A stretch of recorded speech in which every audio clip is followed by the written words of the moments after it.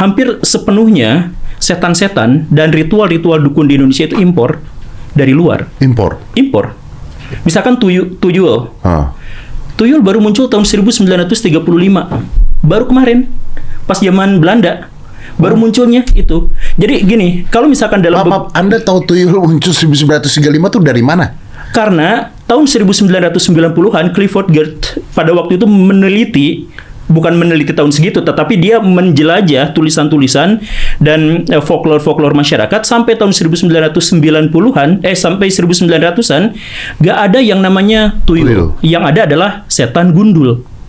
Enggak saya gak ini ya. Iya, saya terasa sih. Itu ketawa kedengeran gak sih? Kedengeran. Kayak kuntilanak. Iya. Nah, tapi gini, di Indonesia itu, khususnya di Jawa itu, yang ada itu adalah setan gundul. Dan setan gundul itu kerjaannya apa? Kerjaannya adalah mencuri uang. Nah, jadi bisa kita pahami bahwa tuyul itu adalah hasil evolusi dari setan gundul. Tapi dari mana tiba-tiba setan gundul berubah menjadi tuyul? Itu gara-gara, ini hipotesis saya, gara-gara tahun 1927 itu banyak sekali orang-orang Jepang yang datang ke Indonesia untuk jadi mata-mata. Karena orang Jepang itu sudah memproyeksikan bahwa Nusantara ini akan dihabisi oleh mereka, mengalahkan Belanda dan sebagainya. Jadi sejak tahun 1927 itu mereka mengirim mata-mata ke Indonesia, padahal mereka sebelumnya telah kontak dengan orang-orang Korea. Dan di Korea itu ada hantu pencuri uang namanya doyol. Yang doyol itu dalam terjemahan, dalam berbagai translasi dari Korea ke Jepang, dari Jepang ke Indonesia, kemudian berubah menjadi tuyul. Yang setan gundul itu akhirnya berubah. Jadi tuyul itu impor? Iya.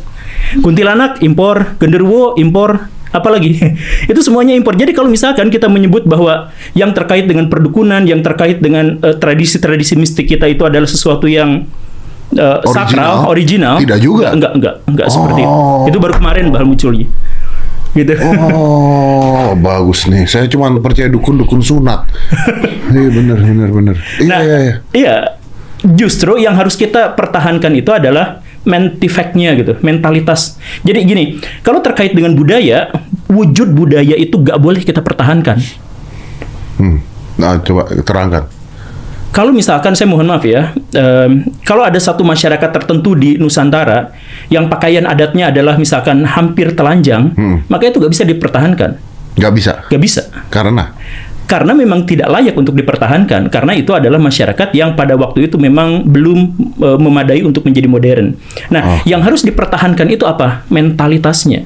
Jadi sama seperti orang-orang Jepang, ketika orang-orang Jepang di zaman dulu itu bawa samurai, mereka tidak mempertahankan wujud dari tradisinya, mereka mempertahankan mentalitas tradisinya. Jadi yang paling penting itu adalah mentalitasnya. Jadi ketika dukun-dukun Nusantara di zaman dulu itu berspekulasi, try and error, satu obat dicobain, sakit, cobain lagi, sakit lagi, sampai menemukan obat yang benar, yang mujarab, itulah yang harus kita pertahankan sebagai tradisi. Tetapi bentuk obatnya seperti apa dan sebagainya ya harus diverifikasi secara modern. Secara medis, betul.